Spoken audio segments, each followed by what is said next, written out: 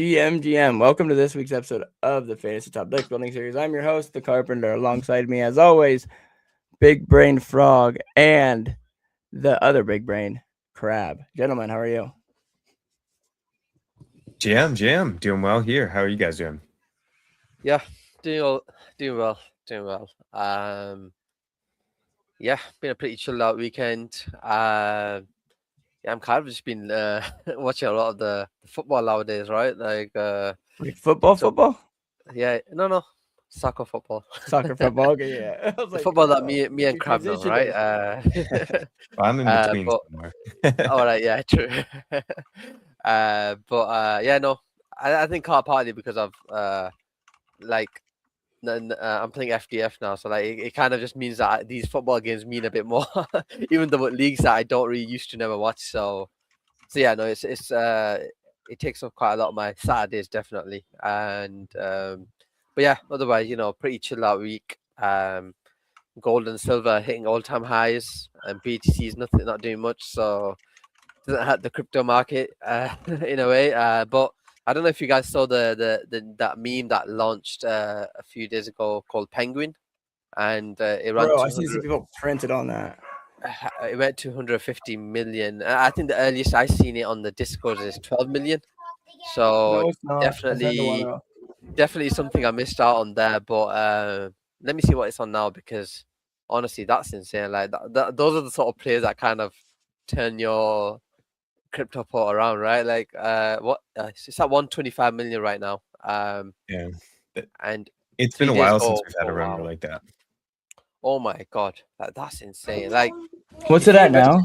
If you invested like literally 5 days ago, like you would have been like 100 to 200x or something like that. But it's at 124 million market cap right now. I think a lot of these players, you kind of have to be scanning tokens literally daily to even get to any of these players. But no, it's good to see, I guess, some people winning on the TL, right, rather than everyone just posting screenshots of getting scammed by Trove, which happened last week, right? I don't know if you saw that.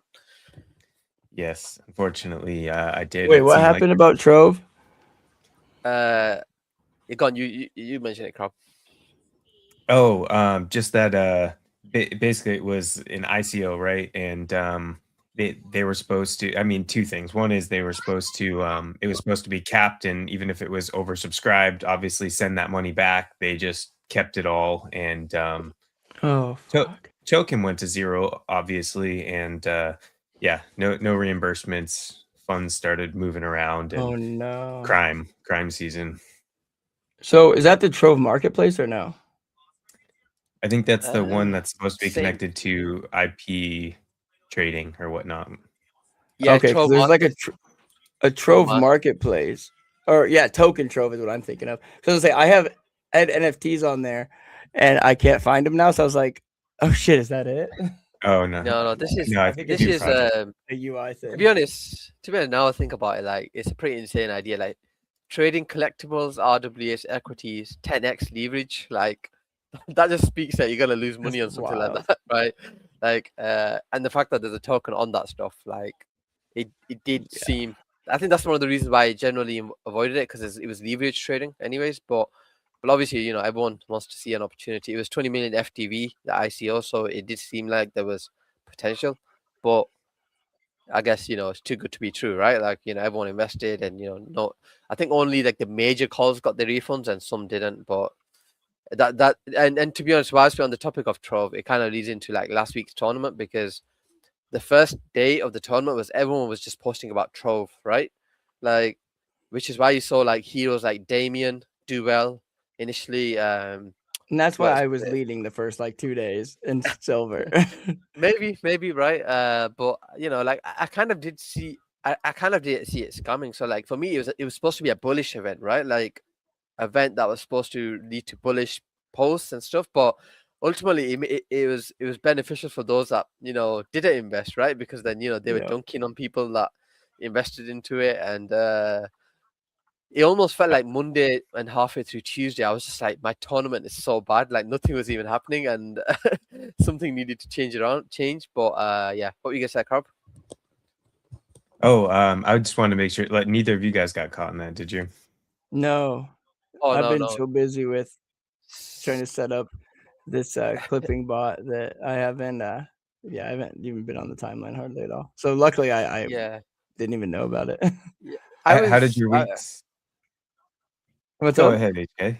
Yeah, I was just gonna end that, but I was close to investing. Like I had a few people ping. It was actually pinged in the many discords as well. So I had a feeling. I think a lot of people actually put registered for the ISA. But I think a lot of one of the reasons why I always never register is because UK is always banned. So by default, I kind of like get lucky with these ISOs because the UK is A just off lot the of them list, have right? been. Yeah, Yeah, yeah. yeah. You're getting geo So blocked. geo block basically, and you can't. You have to do what do you call it? The KYC. Yeah, KYC. Yeah, you have to KYC, so you can't even do that VPN stuff, right? Like everything is just Oh yeah. blocked. But yeah, go for it. Carry on. Oh, I was just gonna say, I know that was early week for the competition. How did your weeks end up? What was there anything Poopy. that saved it, got you back on track? What's that? Go on, copy. Go See, first. mine was crappy afterwards. Like, so I went from first, like, all-time high, because like a lot of my decks were doing well. So I was gonna clear like close to 0.5 ETH in rewards. And then it was like, and that was in just like I think ETH, yeah, not including like frags and stuff. But I think it was like 0.4 or something. But then I checked like the second and a half, third day, and I was like, crap. Like it literally went to like 0.05 ETH. Oh man. Yeah. Or 0.005, I mean. So even more. Oh no. Okay. Wow. I was like, Oh, at least wow. you still ended up with something. Sorry, big difference. Yeah, no. I don't mean to be 0.00. laughing at you. Yeah. No. No, you're good. It's No. oh man, it lit a My- spark under me for the next couple weeks though. I'm going way more aggressive, going for first. This week is going to be fun. I'm actually Yeah. just from a perspective of deck building. Like, I mean, Yeah. I could imagine that we could all have very strong, like foundational I takes screwed for up this big week, time and all be though. completely different. And Yeah. yeah, I think I screwed up big though because I accidentally sold. I always list my stuff that like I'm not using, and I didn't realize or see that like again because I was doing a bunch of the clipping thing, and so I wasn't paying attention to who was going to drop to a low star, and I just tried to unlist them just in case.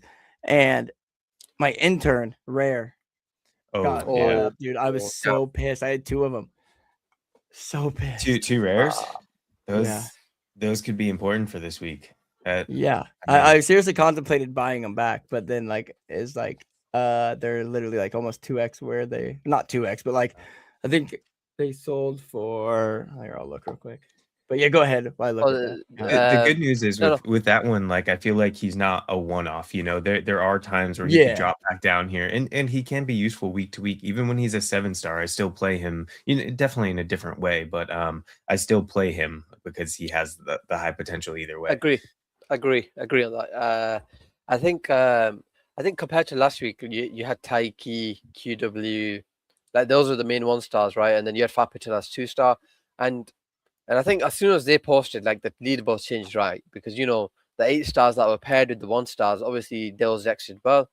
I actually managed to get into my 0.1 range that I call like I have to get to 0.1 ETH every tournament. And luckily I was just about on it, but it was a tough tournament because you again you had like surprises in that top 10, like Jay. He hit a banger like straight away. Yeah, that was like nuts. I didn't even consider Jay in any of my decks, right? So I was already on the back foot, and then a lot of the 4, 5, 6 stars that I ultimately banked on didn't really like hit a good score. So all my decks were literally just on the outskirts of the top 10 of silver. So, and then because a lot of them were in the ETH, I ended up getting 0.1 ETH anyways. But well, that's good. You hit the mark there. Yeah, and all the overall, like when I look back at that last season, like I did insanely well, right? Like I ended up with 1.35 ETH. So when I look at it against my port, I'm thinking, okay, do you know what? I'll take it. That's huge, dude. Very good season. Yeah. Congrats on I know you did. I know you did well because I saw your deck in the top 3 of gold at one point. So I'm not sure how it ended, but how did yours go? That's actually where I finished as well. And to be honest, based on because And it was good. I went heavy last week on Taiki and Fapital, so my week was very dependent on them. But I do think from what we saw outside of my performance, I do think what we saw, and probably the reason why you might have been just outside top 10 on some of these, is because that was relatively consensus. And even though there was a risk, like there was definitely not a certainty that they would perform. But at the same time, that was like where the upside was and being able to piece together the best decks. But there was enough consensus that didn't like guarantee you like the top spots. And so when looking at my performance and finishing third, which I was happy with for sure, but I think 1 and 2 had somewhat of the same configuration there. So it wasn't like even when they posted, I still couldn't have outperformed them just because of for my sure. other choices. Yeah. It was same as Silver. There was few decks which were outliers that had Jay, Damien, hero and base Dom, right? Guys that you did expect to do well. And ultimately you can't outperform them because they have a combination of 3 heroes that just got like crazy scores, right? Like when you have a 1-star that's only scored 400 points, you're never gonna get to that level ultimately. So but it is what it is. Like I said, we move to the next tournament, and I know you guys have mentioned already, like, intern. So what I'll do is I'll share my screen, and then we'll kind of go through the market and see, who's good, who's hot this week, who's not. And do you mind if I have one more take on last week, or one thing I noticed kind of on that note? Well, when I was looking at the King of the Hill results, first of all, like we talked about 1 and 2, the Taiki and Fapital being consensus, and those actually hit, which isn't usually the case. But even so, even with that being the case, with King of the Hill, it was still 4 out of 8 that won, which means that the rest of the board was a complete most of it outside of 7 and 8 was more random. Exactly. And kind of reflecting on my arena deck, my best arena deck got like 3,360 points. And with that, which was, let's see, and I came in 4th, which was okay. But I actually compared that to my bronze deck. My bronze deck had 2,850, so it was about 500 points less. Wow. Which is, and I was just kind of reflecting on that a bit. What was the deck? What was the deck that actually got the... Let's see. I think I'm half expecting it to be like a few random sort of heroes in there. Yeah, well, and that was going to be a little bit of my like transition. Let's see. 4. So it was Hugo, Zach Duddy, Bandit, Adam Cochran, and John Wang. Wow. And I would so never the have thing thought is, of that. exactly. And the truth is, like, Adam Cochran, John Wayne, maybe like you take a flyer on Hugo sometimes, but I guess my takeaway was arena forces you to kind of take chance, like you have a limited amount of people to choose, so it kind of forces you to think outside the box, where in the main event, the main tournament, we might have some preconceptions there, or the consensus on who we think is going to perform. For sure. And the reality is, bronze, like, you think of that should be your best deck, right? You can choose out of anybody, especially, a lot of people have, especially with your commons, have almost every, if not every common at your disposal. And that was such a huge discrepancy, which makes me think I should be thinking more outside the box and at least have some variation. And then leading into this week, there's no better week to have more variation, in my opinion, than this week. So that is one thing that I'm going to focus on a little bit more this week. 100%. No, I think I tried doing that as well. Like, for example, I know that, for example, who's a good one? Example, I keep saying example, sorry. Who's a good option for the next week, right? For example, KMV, right? Like, I think Inter will definitely be in my top deck, but I still put KMV with 4 good cards, because I feel like, not like the main, they might not be the optimal card paired with him, but like 4 cards that can actually score well, right? Like, I think the reason I do that is because, like, Inter might not post, and then KMV might, right? Like, all of a sudden, you're overtaking a lot of decks there, right? That had Inter. But I think this week there's so many options. It's kind of crazy. Like, I can't even think of what the best ones are gonna be, right? But let's start off with Beanie. He hadn't posted in 10 days, right? He also showed signs that he wasn't as active, as his chart was trending downwards, right? Like, I think his chart's not loaded. Take a few seconds, but yeah, as you can see, it's trending downwards. That generally means his content probably wasn't really there. I guess he probably did have the thing to post, but also yeah, I mean, I think with someone like Beanie, maybe taking a gap and then posting might mean his engagement becomes better, right? Because, like, for example, Alon, he was okay when he left. You know, he was scoring in the top 30, but you know, he came back and he was hitting like 6 figures. He's hitting 6 figures in every post he does now, right? Like, interesting to see what happens with Beanie. He hasn't been active 10 days. Like I said, Jan 15th was the last time he was active.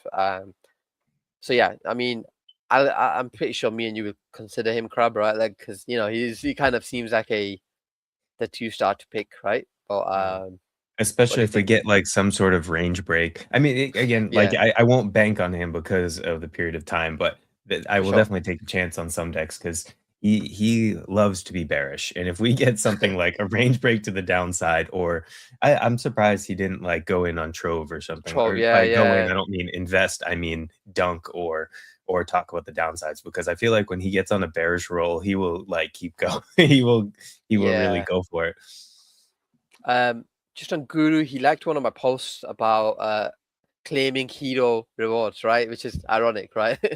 I didn't tag him though, so he must have but he just followed me, so he must have seen it on the TL that you know Mhm. heroes can claim their rewards.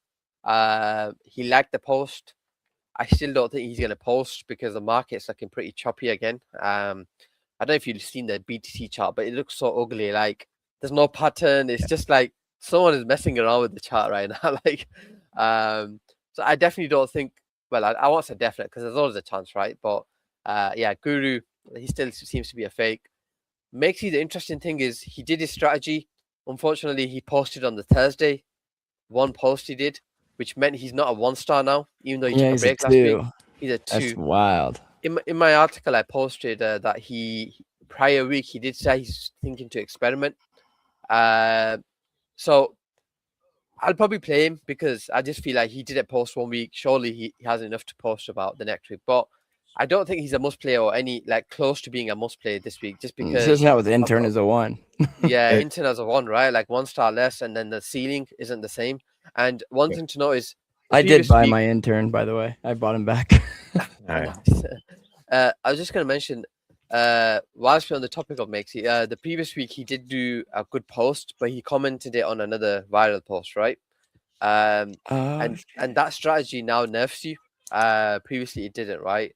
So it does? to touch on, because yeah, it does nerf you because the malt basically removes the reviews that you got from the comment from the original post that you did, and ultimately you left with your original engagement, right? Oh shit! So is that not good? Then Franklin's not going to be as good as he was. Yeah. So this is why I kind of wanted to mention that, because the reason why Franklin was so good when he first joined as a hero previously was he used to like literally bombard his post into like every big account, right? Political post, right? Like beat the shit out of him. And he'd be on 1 million views literally within hours of the tournament. Like, oh, yeah, like sometimes like within an hour he would be. Exactly, right? Like, I think it'd be interesting to see how he does, right? Like Franklin, I was gonna go all out on him and say he was gonna be the top hero out of the lot, because I'll come on the new heroes anyways. But on Franklin, whilst we're on the topic, I think that's one thing you're gonna need to be watch out for, because he is a 6-star. But it'll be interesting to see how much that nerf, how much will he actually get nerfed? Because that's what I'm thinking. I've got like 1 rare and 4 commons, right? But because I actually think he's gonna be like a high variance hero. Like some weeks he'll just be like a 3-4-star type, and then some weeks he'll be like a 6-7 maybe. But what's your thoughts on Crab? On that Crab? Yeah, no, I have a little bit. I think that's a super valid take. I do have a little bit of an alternative one though, and I think that he loves to win in these kinds of events, and I think he loves to perform, and he loves to experiment with different strategies. So I guess one thing I would say, I wouldn't necessarily bank on him using the same strategy. I feel like he's the type of person to be very tuned into this tournament and want to come in first or second. And so if he knows he'd be nerfed from that, then he will think of other things. Because I remember in the very beginning of fantasy, there was something where he was posting like literally every minute for like, I mean, it's probably not 24 hours. That seems unrealistic, but it was something like that where he was actively trying to, I shouldn't say like game it, but like he was coming up with a new strategy to win. All right, yeah. And so I don't want to bet against him, because I feel like he might come up with something different, and I would bet on him. In fact, for King of the Yeah. Hill this week, I'm putting him as my 6-star. I definitely Oh. think you could end up being very right. There's no doubt about it. But I guess I just want to bet on him as a person, a creator, and someone that likes to win. Yeah, no, 100%. I think the reason why I ultimately bought is because I felt like the fantasy community would be behind him, because he's one of the heroes that most people like, and I do feel there's potential because if you've got a low follower count, like you just need to hit a decent post and ultimately you're in the 700 points range, right? Like he's got everything going for him. The reason why I mentioned the commenting thing is just don't expect him to be that 1.2 million views to count, basically, right? Because Yeah. I think if you look at his second to last post, it's got 1.2 million views.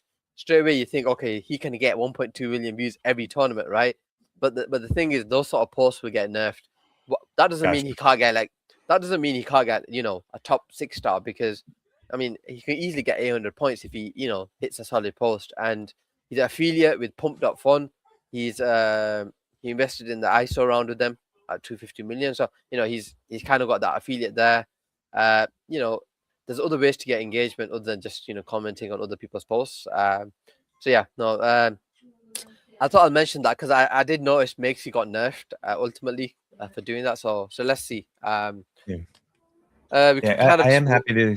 Go on. Oh, I was just gonna say I'm happy to see him back in the lineup. Just on a personal note, I love. Yeah, I'm glad to have him back in the game, especially after his account was what. Do we even know why that happened?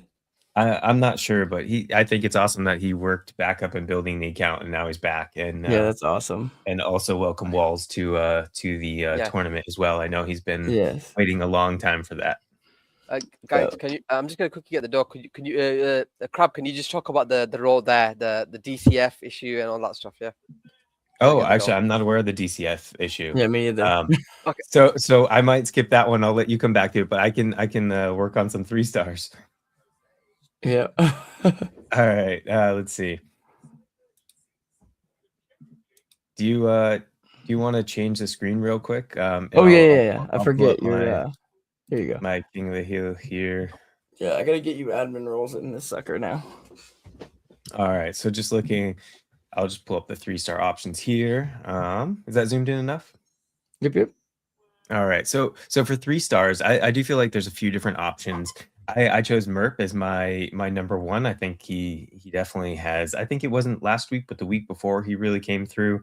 I do think that there's some other options that I was looking at though, like Moon. Hugo always has that potential. Cozy, of course.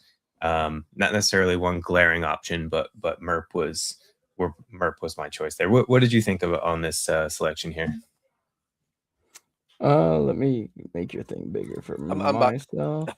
Yeah, I think on 3 stars, I definitely one that I think is gonna do better this week and it's gonna be kind of like a flyer, is Legendary. He made a post, I think yesterday, about this using Claude bot that's been talked about, right?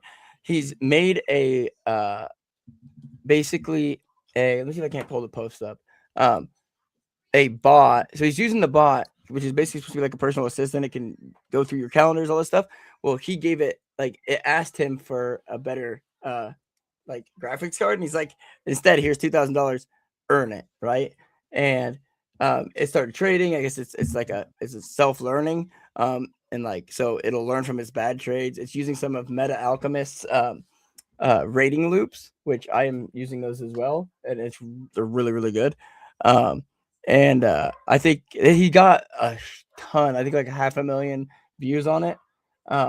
I think he's going to do really well this week. That's incredible. And so you think that there's going to be some follow through with some more? Absolutely. More posts in that direction. Well, yeah, he said he's going to continue to update on it. Awesome. That is definitely a good flag. Yeah, I think he's going to do awesome this week. I'm back. Cool. Sorry, do you want to go back to the ones? Oh, no worries. Do you want to go back to the 1 stars and actually? Yeah. Because I think it's quite. I think it's screen control. Is it? I'm clicking add stage. It says remove other media from the stage. All right, I think I'm going to take you off first. Yeah, go for it. Oh yeah, you got to drop before you add. Yeah, I think what I was going to say is just the DCF. So he's deleted all his posts except one from last year, right? And 24 or 25. And then on his profile, he says something like, so I don't know what you can make of this, to be honest. It can be nothing as well, but it says care less and location is addiction service. So I don't know. Obviously, there's other theories out there, but maybe he got wrecked badly on the Trove ICO. I don't know.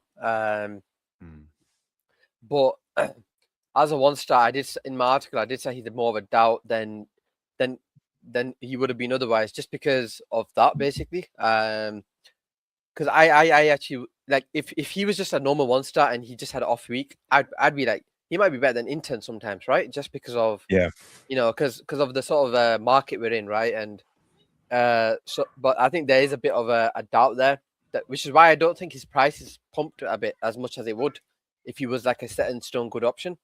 I think most people are aware of that because he's priced lower than KNV, right? Like, I think that was the one thing I wanted to mention. DCF. Thank you for letting me know. That truly, that went completely under my radar. And so you think he's not going to be a very good one, or he is? No. I think don't just go all out on him, like DCF in every deck. I think I will play him in a good deck, right? Because I think he can still post. But I think like don't ruin your whole tournament, if he doesn't post. You get what I mean? Like like play maybe have a few decks, one with Intern only. One with DCF only, just so that in case DCF does come through. And now I think about it, if he hasn't posted for 10 days and something did happen, his next post might actually be one that does well, right? Like like an explainer. Yeah, explain as to what happened, or even, I mean, nothing might have happened, right? But ironically, that's a gamble. Yeah, exactly, right. But I think DCF, I do feel like if nothing happened, then why would all his posts be deleted? And it kind of just seems like, like if all your posts aren't visible, like something I know what happens is when you get suspended and you can't get reinstated, sometimes what happens is initially all your posts don't be present for people to see. And then over time it kind of shows you, but this doesn't seem like that. So it seems a bit odd, this. So yeah, well, like I said, I'm still waiting to see if he posts or not. But for now, like I said, I'm sticking with Intern as my top pick this week, and I don't think I can change my opinion. That I did skip Honey, another one that's kind of been inactive, even though she said she's locked in for 2026. Like that's like again, like you blank. So yeah, you're kind of taking a flyer on her again, like. Her one post actually does well, but she doesn't post enough of them to score well, right? Like as you can see, it hits 800, but then there's not like a follow-up post or anything like that. So, and again, this week there are just too many options, right? Like you don't have to take that massive risk to do well or to put together a pretty strong deck. 100%. And then you. Then you got KNV, but I'll just quickly mention Pix and ILO seem like they've been away, right? Like we knew about Pix a while ago, but definitely away, yeah. ILO's been back-to-back blanks, I think, and now and the last post he posted about was like crypto is a god or something like that. I don't know. It didn't seem like very bullish or anything, right? So it almost felt like that was his end, like he's not investing in crypto or something, but. You never said never. You start seeing all the KOLs drop off and stuff is usually a good signal to start buying. At least that's how I look at it. But I also DCA a lot. Well, I haven't lately because again, I haven't really been in just messing with that bot and stuff, and trying to do the coding thing, but which is for the fantasy team. But I need to start DCAing more. Well, correction, I DCA 5% of every thing that goes through my bank account into Bitcoin. So there is that, I guess. Okay. See, that's not a bad strategy. I do agree that having a lot of people drop off could be some sort of a good sign that we're somewhat or deeper into the bear, at least. Yeah. I wouldn't bank on it being a like a Pico bottom or anything. Yeah, no. Yeah, all it takes is someone to give a stimmy and everyone's out there sheds, right? Hiding sheds. Yeah. Everyone's posting again, but it's income season, and there's supposed to be a lot of income tax season in the U.S. and there's supposed to be a lot of. I know myself personally, I'm getting a lot of tax breaks this year from Trump, and I don't know, just whoever's in off, like whoever's doing it. It's either Trump or his cabinet or whatever. I don't like talking politics, but money equals market goes well when people get extra money. So 100%, yeah. We'll leave the rest of the politics to Adam Cochran because he just seems to be posting like a madman every day, right? Plenty of material. Exactly. Yep. Dude, GOT. Okay, is it just me or is GOT like the new algo is very bullish for GOT? It's the algo. It's more the topic, right? The new algo always was good for viral posts, right? Like anyone who just consistently posts, like Great Cult, he was one that I mentioned, right? He kept his sort of content went viral because it was kind of like outside of CT sort of stuff. With all this recent hype of vibe coding, cloud, and all that stuff, right? Gout is one of the heroes that you actually knows that sort of tech memes, right? If you want to call them, right? Tech memes. Mm-hmm. And he's been posting them like every day, right? Like, and every day they're going off. So like the fact that I've got 4 rares now. I'm up to 4 rares, and I feel like everyone has been buying his card just because he's cheap, first of all, right? Like he doesn't cost much, and if you can get a hero that doesn't cost much, like probably 7 times less than Adam Cochran, and get into the top 5, you can ultimately build a cheap deck that can win the East, right? Yeah, that's why I put him in my top deck. Yeah, I do think he's a good one, and for you, Crab, maybe as an epic and gold or platinum, like I do think he's definitely one to consider. But just quickly on these 2 stars, because there's not much to say, because outside of Beanie, you've got like heroes like Vectorized, Lil Moon Lambo. I mean, heroes that really typically don't really score well. One thing to note is if you've got a Doombug card, most likely if she doesn't continue posting, she'll likely be a 1-2 star the following week. So don't sell it into the current bids, right? Like just because she might not be the best 5 star. So that's something that very easy to do just because you might not use the card, but you have to think the following week, if there's not many good 1 or 2 star options and she's one of them, you've got to keep the card, right? So I thought I'd just say that because I know a lot of the time people just they'll pick the nice shiny 5 star and they'll burn the other cards or even sell them. But and also on Doombug too, I think that there has been a drastic difference since around the beginning of the year. And so even if she has an off week or 2, I think she's starting to develop a little more consistency where I expect that she might be around more, as opposed to at the end of last year she was just MIA for weeks, 100%. months, where it was hard to trust. So it's an off week doesn't make me want to give up on her or anything. No, 100%. And now we're on to the 3 stars, and I know you guys are discussing it. I heard Crab mention Merp. He did have that top 5 performance like in 1 or 2 weeks ago, right?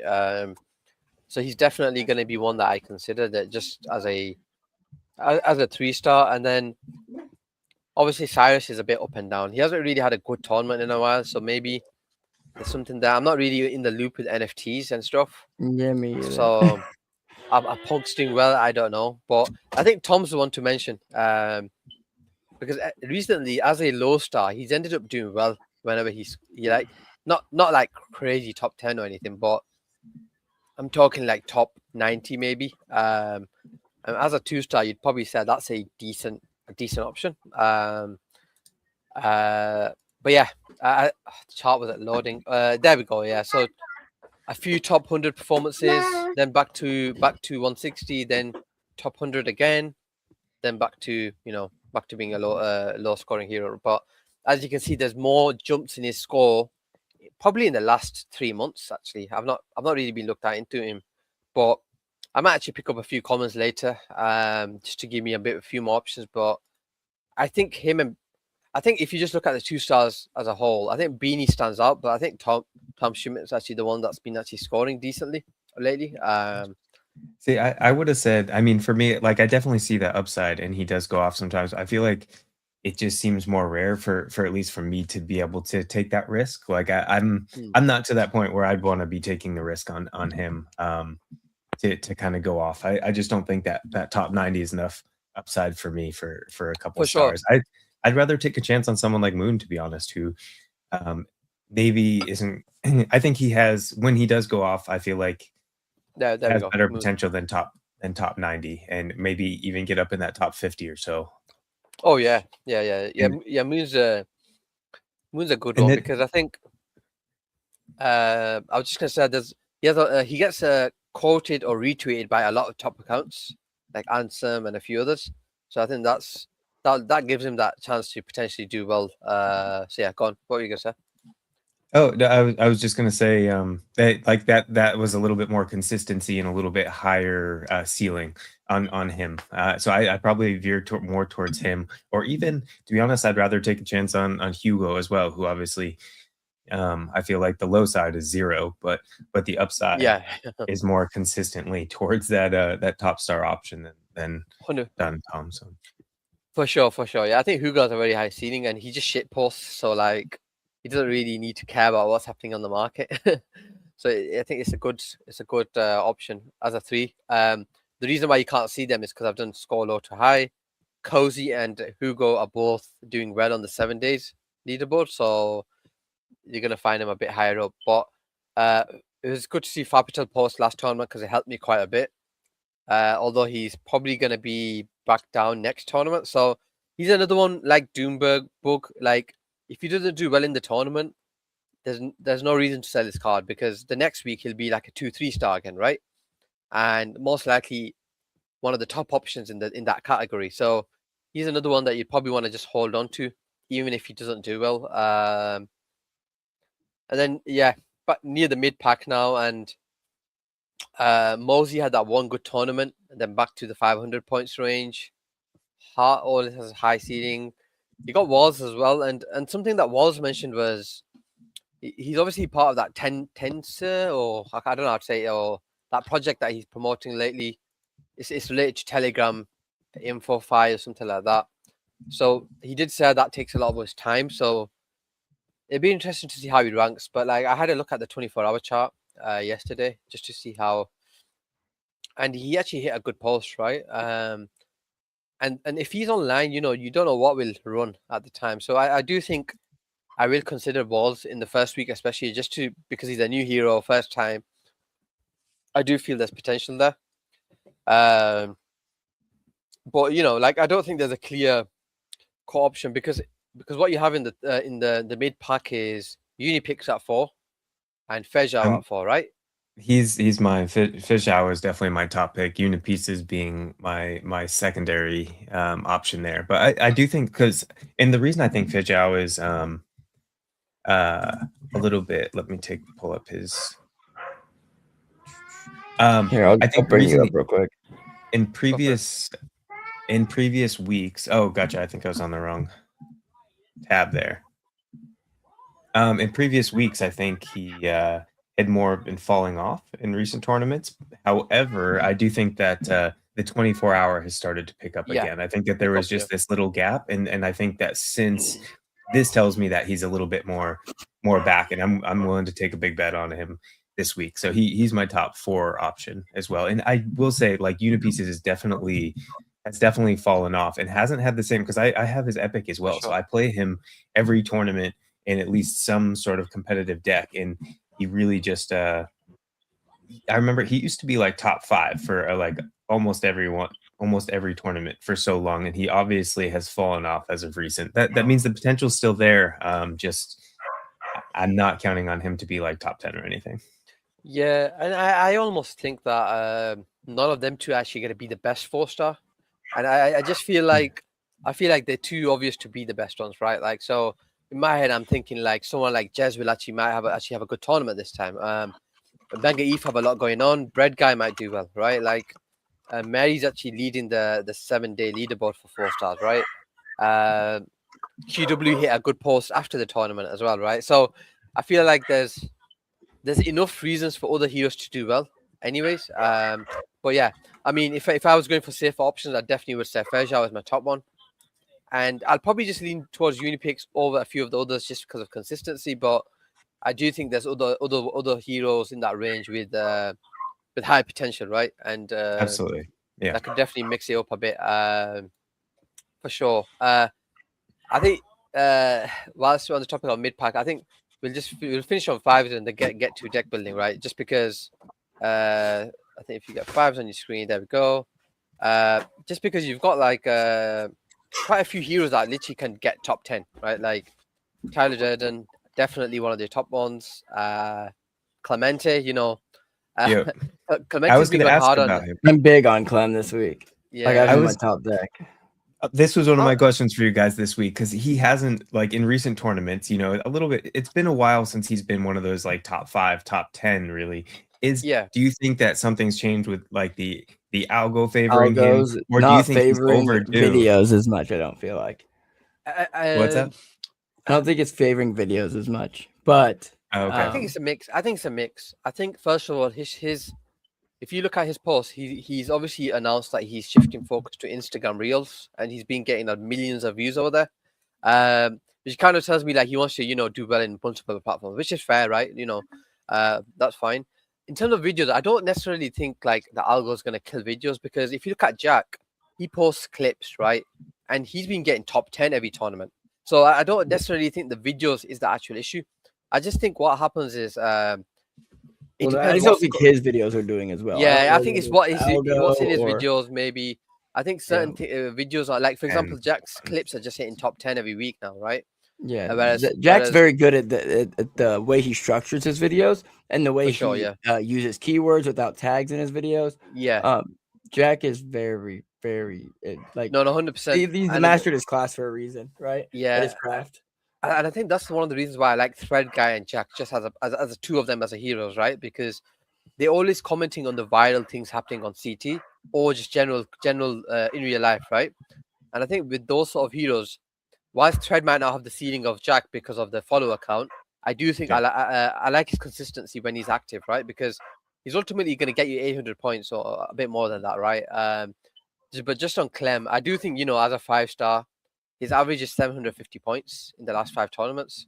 So I think Clem, just generally knowing that you're going to get 700 more than around 750, I'd take him, right? Because it's pretty solid. Tyler Durden, the reason why he's probably the top option is because he can get that top 5, top 10, right? And he hasn't for a while, but then this week, I mean, post tournament, he has finally had like another viral 1,000. Like that probably would have got him first place in the tournament if he posted it during the tournament, or at least top 5, like for sure. At least top 5, yeah. And then I think other 5-star options include like Waz, and he's joined what's the company, Legion, which is the ISO platform, right? He's joined them as like I can't remember the role, but he's part of the team.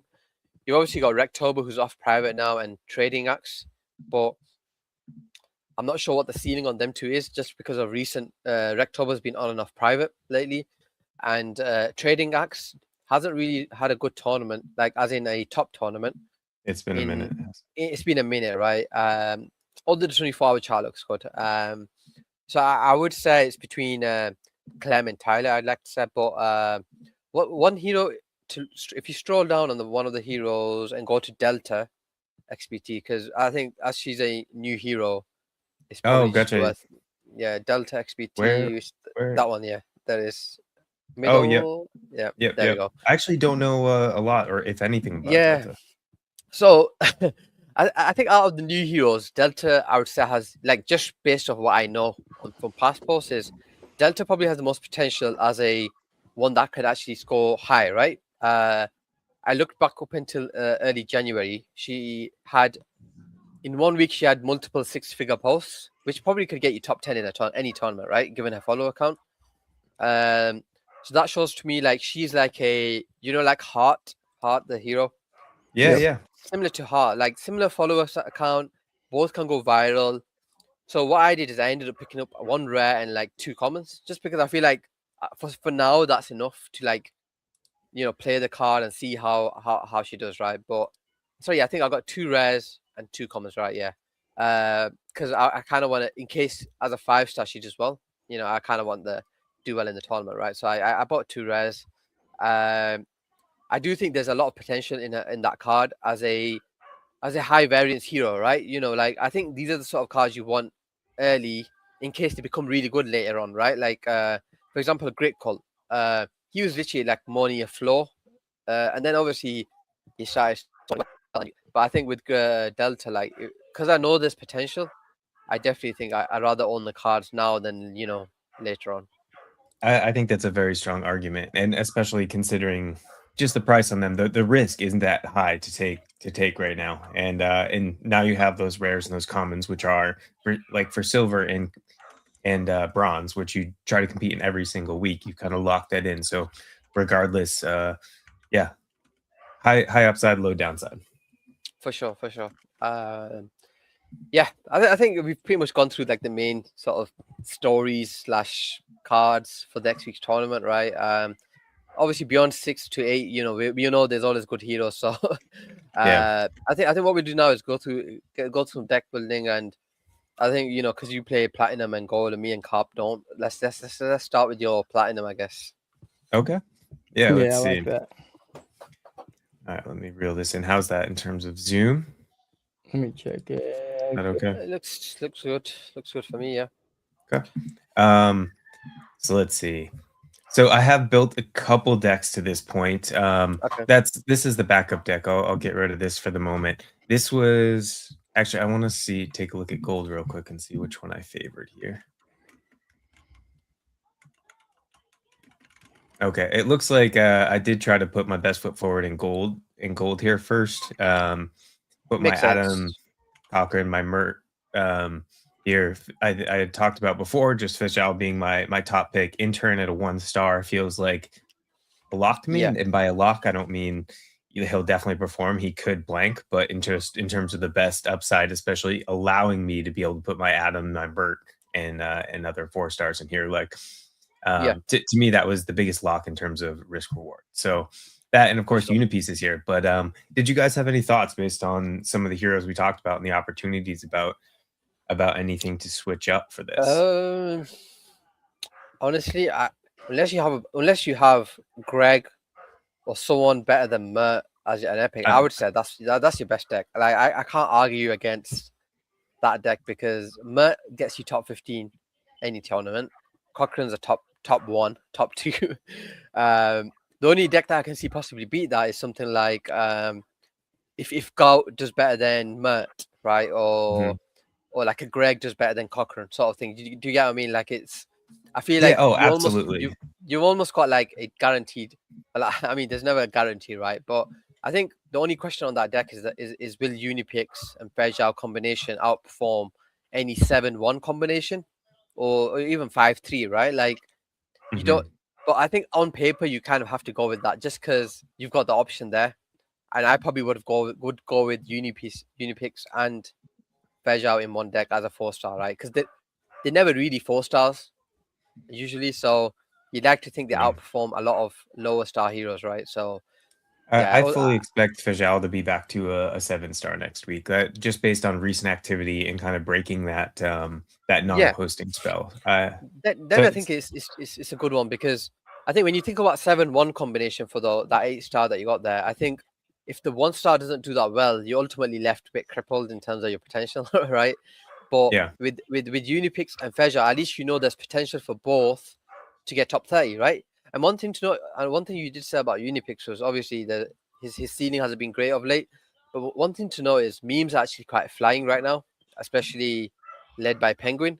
So maybe there's more engagement on his post. So maybe he does post about Penguin, right? Like, and everyone just engages with him. So I do think with the memes doing well and Alon like being fully backing like every meme that's flying on that's been launched on Pump Fun, I do think potential Alon at 7 is probably interesting as well, to be honest to me. I do think he can get top 5. For some reason, I thought it was 8. Alon 7. Right. Alon 7, yeah, Alon 7. And so the thing is, actually, if I had him as a 7 as an epic, I might very well replace my Mert with that to give me an extra star, and then instead of Unipieces, try to plug in Clem or Tyler, exactly, 100%. As a rare, and I actually feel like because I do think Alon does have higher upside than Mert, even though Mert definitely has consistency on his side, but for higher upside, and then a 5-star could actually be a pretty big difference than Unipieces. I think with Alon, his engagement is just insane. Like his post 19 hours ago, 500,000 views. Like it's like, how can you, like, you just have to play him. Do you know what I mean? Like it's ultimately 0.09. just, Let's see. yeah, Is it worth it? I don't know. I wouldn't, like, at that price, given that he was a floor, like it's hard for me to convince you to buy him, to be honest. But as like having him as a rare option, I don't mind, just because maybe the cost is a bit less. But yeah, how wouldn't you buy him if you know he's going to be the difference maker to a deck that's not complete? But given that you already have your options in Unipix and Fejao, okay. you what I do have the flexibility on, let me zero this out over here. And so one potential option here, it's not going with Alon as the epic, which would be the better choice in my opinion. However, I could do the version where I fit like Clem here at with the epic. Oh, did it just? And then Alon, that's a rare, interesting. Yeah. Yes, and then I could put that combination here. So that's a potential. So what was it? It was Mert Unipix versus Clem Alon. Ooh, that's a very tough one to call. A very tough one to call, because I think Mert is a better epic than Clem, but Alon's a better rare than Unipix, right? Like it's like that hard call where there probably won't be there'll only be a few points in comparing those two combinations between them.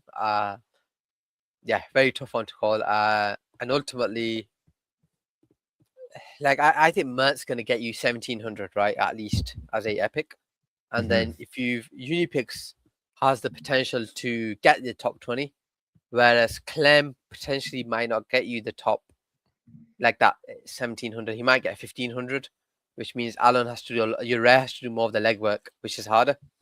You want your epic to do more of your legwork in your deck, right? Because it's a higher multiplier. So I'd probably just stick to what you got and then potentially use that in platinum. That's my opinion. But no, I think that you're right on that. Had it been, we'll see. I 0.09 might be a little bit too much this week to take on it, to add Alon to my decks, but that's a pretty hefty price, especially when he's a floor like not long ago. I did see Blind Squirrel picking up a bunch of the rares though, and from a standpoint of a card cost, it's 0.09 wasn't a bad price based on how much his rares were selling for. So someone, well, true, that is a good way to look at it too. But yeah, I'll try to put one platinum together here real quick. So the question that I would be facing is, we briefly talked about, like, or touched on Megaeth. Maybe it was in the green room, but it was definitely in the green room. potentially starting to heat up. That does kind of make me wonder, and that's still a risk because he hasn't like hit lately. But I do think that when it gets rolling, I do think that this is actually a little bit better than I think he had been. Well, in any case, I think the tough call here is you're either going to benefit by taking the risk and him doing well, or because what's going to happen is, I don't think we're never going to know when he's actually going to do well, like start to do well. You get what I mean? Like it's just going to be you either benefited from it as soon as it starts to happen, or you have to wait for one tournament to happen, see that he does well, and then realize he's actually doing well right now, right?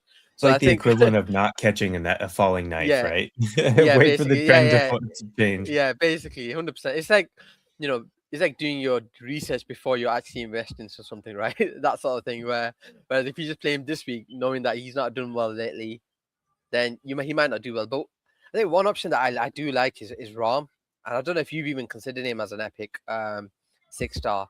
But right here, okay. If I think the way I think of it is like, who do I think will actually be posting a lot, right? And will be on topic, right? And I think with Rom, the reason why I'm thinking of him maybe putting him in a top silver deck is if Penguins launched and I feel like anyone who posts about any big account who posts about that Penguin coin and it continues doing well will get good engagement, right? Because it's the top topic. Everyone wants it to do well, right? Everyone wants a runner.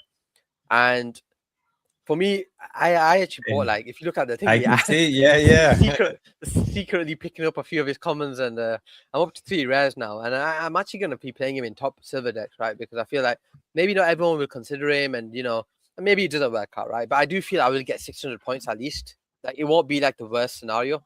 Whereas I feel like some other options, some other heroes are struggling to find engagement, right? Whereas I know that Ram will get engagement because he's in the trenches, he's chilling coins. Granted, I don't support his coins and his posts, right? I don't even engage in them, right? Because most of the time it's pump and dumps, right? But if he's getting views and he's helping my deck, albeit right, I don't mind. But yeah, I'll just I thought I'll mention that as a potential option for you. Maybe for gold if you don't want to risk it in a platinum deck, right? But yeah, back to platinum. Yeah, no, I mean, fair enough. I'll definitely keep that in mind. Yeah, I think that's one of those things that I typically with the platinum, I'll just start with my legendary, just because I feel like that'll be so foundational to how many stars I have left on my other choices, and I don't have a ton of legendaries to choose from. So, so for me, it's either I think you make a good point about bread, just not trying to pick a bottom with there, which means I guess I'll be choosing Simon here. I actually do have a couple of the of Pentoshi, who is back, like in terms of he's been posting more when we're expecting him to be completely AWOL. But that being said, I don't think he's maybe fully back, so I'm not gonna take that chance. Yeah, good point. But yeah, so from that, I think that I do fit Clem in here. There's no question about that to me. Like I feel like Clem's a must at 5-star. Yeah. Oh yeah, definitely. Yeah. And let's see how many. I have to zoom out a little bit to. All right, 16 stars left. What do you think about a rare? Is there any obvious rare here that? Do you have an intern? Yes. Oh yeah, good call. Yeah, intern would be huge. I have intern as an epic as well. That might be even better. Well, I don't know. Interestingly, like, I think one thing that you'll struggle with is there'll be so many because Gout high supply, Cochrane high supply, intern high supply. I'm pretty sure there's multiple legendaries for each of them, right? Like the top heroes like Gout and Cochrane. I think one of the reasons I'd be almost tempted to play Clem intern in gold and rock with that and see what you'd because you have the advantage of having 2 low star, like Clem's not low star but 5-1. You literally have relatively he's low for Clem, you literally have 19 stars to pick from. Like you can literally probably throw in a Cochrane rare and a like literally all the top rares here, right? And just benefit like Alan if you want, right? Alan rare. Let's see. 7-6. Now what? 12 left. So an average of 6. But I mean, Tyler could be a good one. Yep. Like and then you got 7. CRG I like versus WoW. I like CRG for what you have. Because what's dip this week? And the other option. And so I think this is a pretty solid. I'm pretty happy with that in general. I think the other that's a solid deck. I'll be betting on you in the prediction market again. Is gold? I didn't see gold. Oh, I don't know if it is. It might not be this week. I saw platinum out there, and I'll just open up. I won't rebuild over here. Actually, it looks like I'll have to rebuild when it comes to it. That DCF I didn't flag, but that is what I put together for one of my silver decks. But I will go back to the drawing board and filter DCF out for my top one on that.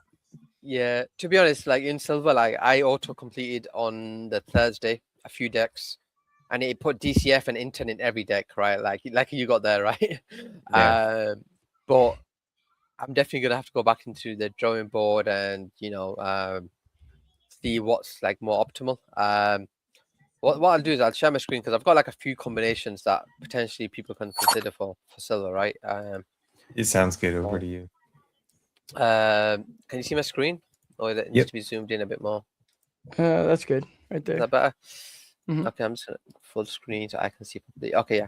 So I think I literally have the same deck as you, like that top one. That's the same one, right? Like Kate, RWLK, Cochrane, I think, or you and Lucas, I can't remember, but I think I had Lucas, but yeah, basically the same thing, right?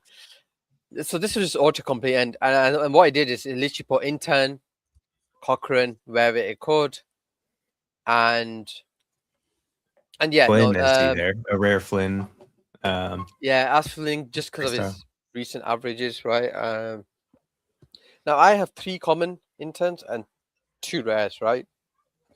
So I think when I start building my silver decks, I'm just gonna spam with intern until I have any cards left, right? So I'll be playing 5 decks, ultimate strong decks. Now, one thing I do like about RWLK is he's no longer just a high variance sort of hero, right? He's literally been 8-star. He's been 7-8-star for the last 5 tournaments, and his lowest score has been 880 in them 5 tournaments. He's a beast. Like that's top 10 hero, right? Pure top 10, right? Like, and he plays like I've seen him sweep a lot of cards lately. In my head, I'm just thinking he just wants to keep winning every week, right? He's one of the heroes that actually loves playing core tournaments, right? So, again, I definitely think he's a good 8-star option. Go on.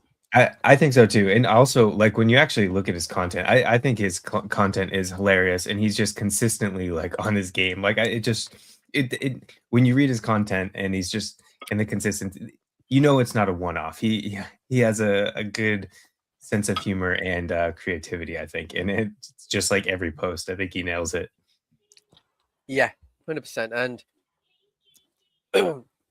he's probably the best at what he does, right? In terms of that, just purely doing memes and hitting literally on almost most of them, right? Like he just knows when to time a good post related to the market, and that's very hard. But yeah, DCF I'll probably have to reconsider and potentially go down this route, right? Where I have Unipix and Fejao, right? I definitely will consider a deck like this, but I'm struggling with 6 stars because you could do 5/5 there, like or put AZ Flynn. Yeah, that's tough. Clem, but I think I wish I had a Tyler Durden, right? But I have a Clem, and in my head I'm thinking possibly if I remove the Clem from there, and I almost feel Clem would do better than Trader Main, so I'll have to play 1 star less, which is a bit of a weird dilemma to have, right? But like if I look at my options, I have. Wait, I think I can probably with this deck. I think what I can do is go 7-7. Trader Main did have a good tournament last time out, like 800 plus. It was okay, like it wasn't the best, right? I think I've settled Fejao and Intern as my commons because it gives me a good base with Cochrane, so it kind of sets me up for like a decent score. I just need to hit with these 2 res, and I'm tempted to either go 5-5, go Clem, and who's the other one I had? Kate probably, or something like that. Or I'm leaning towards 6-4 just because the potential. And who else do I have for 6? I guess is the main question here. Because if I take Fejao out, is there someone that's? Do I go with Ram and go out on a limb and just go Ram over Trader Main and hope others don't go that route and potentially benefit, I guess. To be fair, what I was mentioning and what we were all talking about early in the show was just that it's the winning decks, the winning combos aren't always the expected route and thinking outside the box. Yeah, no, 100%. I agree with you. I think now I look back at it. I think I'm gonna go Vaz and Clem as my 2 5s in this deck. And then I've got another Cochrane rare, so I could probably like experiment. So let's just say I go slightly different in this deck. You know, Ram is a lot more risky, I'd say, to be honest. Where is the Ram? Oh, there it is. There it is. I think that is a lot more risky. But then if I go, it's like the double meme route, though. It is, yeah, and I don't mind doing that, to be honest, because I feel. And then the reason for that is because usually I know that I only have 2 Cochrane rares, so I have to make sure the decks are good, right? But because Gout's kind of been like a cheap option that's just been doing well out of the blue, I feel like I can almost go with that option now, that option as well. So it kind of has, it's definitely giving me a few more options to think about. I had another Fejao somewhere. I think I have not used it yet, so let me just. Yeah, so I want to change. I'm going to delete this one. Let it delete. Yeah, because I only have 1 Unipix common and 1 rare. What do you guys think of just playing no 1 stars and going fully like 4-4, 5-5-5 sort of thing? I think that there's enough options, and while I think we're all pretty bullish on playing Intern, I do think that it can't be on every deck, right? Because the reality is he could also blank And there are so many good options in that 4 and 5 range. You can definitely put a strong deck. I'm almost tempted to do something like this, but I do 7. No, not Alan. Who are the options now? So Clem. 5, right? First Waz, and then go Kate, right? Like. Oh, you do have one extra. Do you have a 6 in there? Oh, 5 left. Yeah. 5 Kate, left. Even Rectober is a good option, but I would I'd go Kate safe. Because I know Kate's not gonna. I think with Kate the issue is I think we saw them 900 performances, and we kind of just thought she's gonna hit again, but she kind of dropped, right? And that's 2 back to where she probably was usually, right? But what's the 24-hour chart that look like though? The 24-hour chart's hitting 900 twice after the tournament, so I think it's not that her engagement's just dropped. I think because she posts so much, it just depends on what hits at the time, right? And given that the tournament goes on for like 3.5 days roughly, right? I mean, it's 3 days in hours, but it covers like half of the week. I feel like the probability of her hitting, like, let's say 800 points or 750, is pretty decent, right? I'd say there's a good chance she does that. Especially, and if we think about that from the, like, she's hit 2 strong posts since the tournament ended. Granted, that's 4 days. Like, it's relatively a similar period. So I mean, you put those 2 posts in the. Yes, I would have confidence in her. Is where I was going. Yeah, no, 100%. And I think if I go now to and I think what I'll do with my next deck is probably go intern rare this time. Actually, wait, do I have a rare? Actually, yeah. Oh no, it's in a different deck. But that's okay. Let's just go with common for now, and then go Unipix. Did I spell it wrong? I think that's right. Is it possible we just? I've used my Unipix. Sorry. So right. So I think what I'll have to do now is go intern.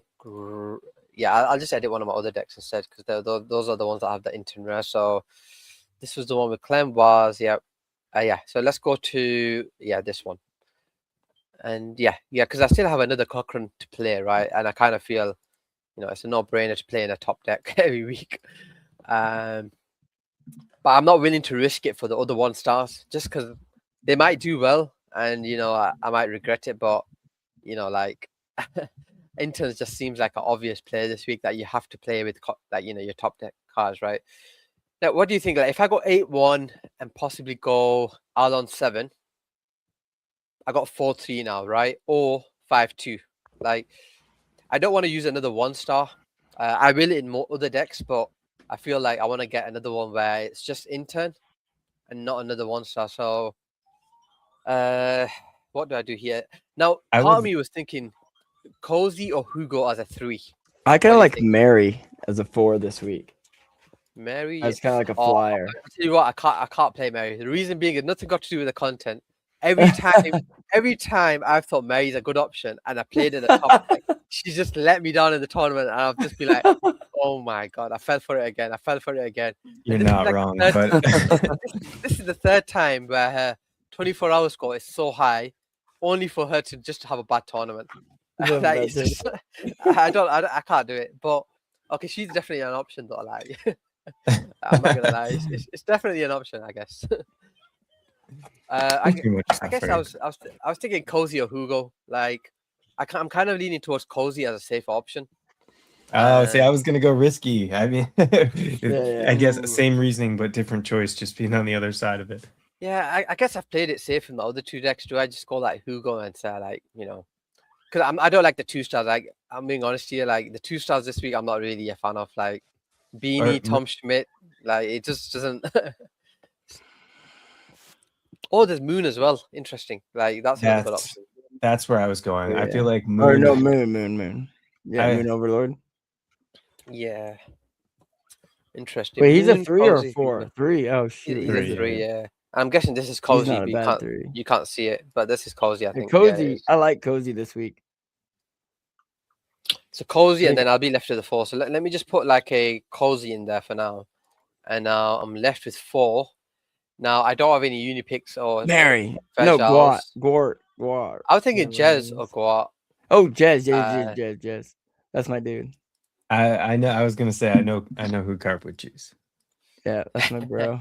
And maybe it's I picked Wall Street Bets. I thought it was Cozy, but it's actually Wall Street Bets. Oh wait, Oh. Truly, that's Wall Street that's Bets such an has option. been like Yeah. under the radar, like truly and consistent as well. But I think they were such a painful stretch of bad performances that I feel like mentally people have been People writing are them like, off. I'm The over reality it. is, PTSD on that. if you Yeah. know, like go to his 24-hour or maybe not even recent tournament stretch, like I think he's been consistently bad, yeah. 400 to 500 Yeah. points and very Wow. consistent with Okay. it. So I Sleeper. definitely under the radar, and I think a decent 3-star option. I don't think he has the same upside as he used to, like when he No, first he entered the absolutely game. doesn't. Because I remember there was a time when he was like a top 10 option, and where you'd almost try to bank on that. But I don't think that exists anymore. But consistency, I think he has gotten back to a good place. Moon actually has if I do the autocomplete thing, Moon has 500 points. He has 600 points. And Hugo probably has less because he all his zeros, right? Okay. I think I'm going to go with the Moon for now. And let's see what 4 stars. And I'll probably go Jez. Like, the average doesn't look good because Alan, he's still coming back in a way, right? Like, he's only had 2 tournaments. So it's not going to look the best. Again, it's probably a risky deck, let's be honest, right? Because Intern might not post. Alon, he should post, to be honest. And the reason Intern doesn't post, I'll go crazy because he's a player too. Like, yeah, 100%. The reason why I like Alon is as a 7-star, I can comfortably say if he posts, he's gonna be top 10 range, right? Just for that reason alone, I feel him and Cochrane 8-7 combination can be very good this tournament, right? And then it just depends on 4-3, what you play at the 4-3. Like I said, I wish I had another Fejao and another Unipix, but Jazz, I can easily see Jazz outperform both because she has done before. Oh, sorry, he has done before. Sorry. And then Moon as a 3, yeah. Yeah, I'll go with that, yeah. I like it. And then, yeah, I think, like, obviously there'll be ones where I want Intern and DCF probably. Just one deck I'll probably do, or maybe I'll just do Honey instead because I feel I'm not sure with DCF at the moment. And I'd rather do someone where I feel like if they post, they should get like 500 points at least. And probably go something like this where it's okay. Lucas at 8, Kate at 5. Yeah, I don't mind rocking with something like this. It seems. Oh wait, I can actually do 5-4 here instead of the playing 2 once, which is interesting because like I can easily just go with Cochrane and get 1,000 points and then go Honey, which seems optimal. So what do you think? 5-4 or do I go? Because I've got Clem Commons as well. That's what I'm thinking. Yeah, well, I think the tough thing about this is if they're playing Cochrane and you have a couple Cochranes, it almost feels difficult for him not to be the rare in that deck, especially if that's ranking like among your top ones. But it's tough. For I mean, sure, yeah. you have a lot of good decks there, and you obviously have to make some tough decisions. And I don't have any other Cochrane rares. Like I've already used the 2 that I have, so it almost feels like I have to play the commons in top decks regardless, right? Because it's 1,000 points. Like I think the way I see it is 8-1 combination. If he's getting you 1,000 and the other hero gets you 400-500, that's like potentially 1,400 to 1,500 points. Whereas a 5-4 combination, if Clem just gets me 750, then the 4-star has to get me 750 as well. Like it's almost like both of them have to do well for your deck to do well. Whereas so playing it in this deck is fine because it's this. There's probably less risk in this deck, right? It'll definitely score me 4,500. It might not get me 5,500, right? Because of the potential with Cochrane, Alon, and others, right? But and who knows? It might actually get that high because Clem and Kate can go viral, right? But I think as a base, I think this deck's quite good because it gives me that. In my head, I know I'm gonna hit like top 20 possibly with it. Yeah, and I think you can be pretty confident that no one's gonna blank on that scorecard there. Oh yeah, for sure. Yeah, that's the main thing. Yeah, because I mean it'd be heartbreaking when you put your Cochranes with so many interns and honeys and all of them just blank, and none of them even post, right? And to be honest, like the market's not looking good at the moment. Like other than them just being nice heroes and posting for us, I feel like heroes that do memes, they're okay because they get the stimmy from Elon and they can just continue posting, right? And then going viral. Whereas Bullish on memes and geopolitical posters, Yeah, bearish on basically, market yeah. posters. Yeah, for example, like you could probably throw in so many Lucases and like maybe I do change this because I think your point is right. Like your 8-star common is not as good as an 8-star rare, so maybe I go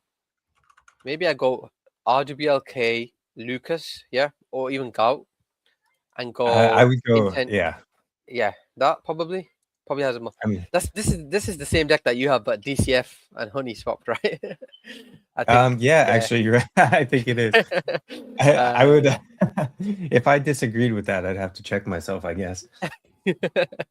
Yeah, but yeah, I mean, I do think Cochrane probably outperforms one of those two, but I can actually see both of them, because they're meme posters and they often go viral, so it's like you can't really go against that.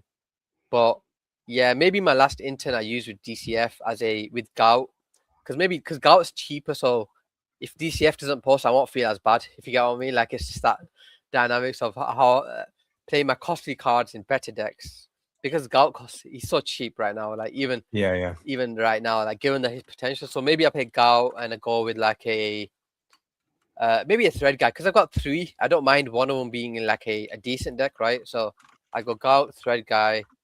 I want to get my intern in. I'm pretty sure I have one left. I'm like hoping as I see that. Yeah, there we go. Okay.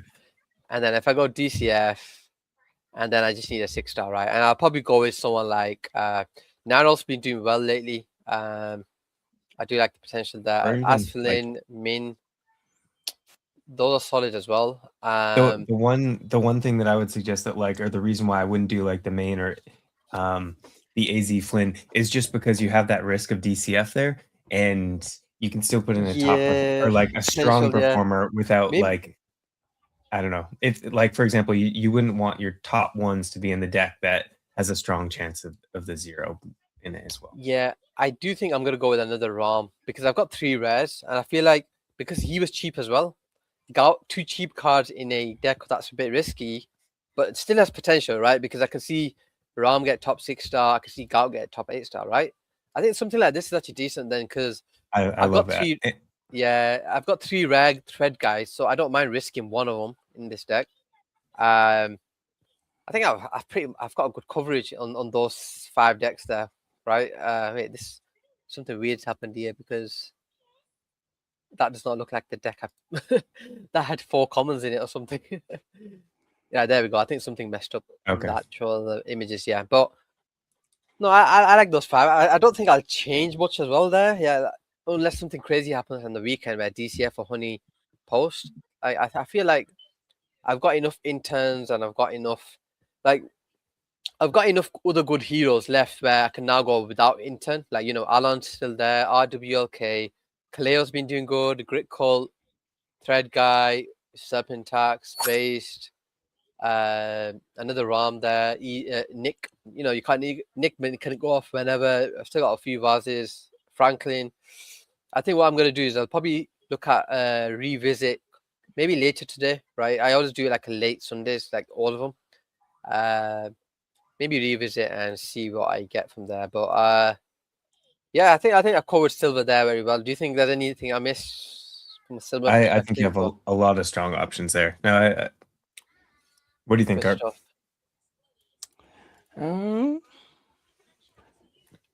Wait, hold on. What was the question? I was reading a comment. Oh, my bad. No, he was just talking about his silver decks and just general coverage or anything missing there. Oh, yeah. Again, so I touched on Legendary earlier, and when we were touching through, I'm looking through his post, and I really think he's my number 1 3-star this week. I'm actually going to change it in my. The reason why I couldn't find any cozies was because I put them all in my bronze, like every single one. But one thing, because you mentioned about Legendary, like I do think like recently flyer decks have been doing well, right? The ones that people say autocomplete, like. So let's just say I get Legendary, and we'll see how this deck does, right? Anyways, but I don't actually have any Legendaries, but I'll probably buy anyways. But like, I can probably do a deck that's probably more of a flyer, but might do well. So let's just say Tom, right? Because these are the sort of decks that have been winning bronze lately. I don't know if you've noticed, but it's just decks that you'd never think that you'd put them cards together. Like, okay, let's go for Mary, right? Because I know she's kind of been destroying me in Silver Lady whenever I play her.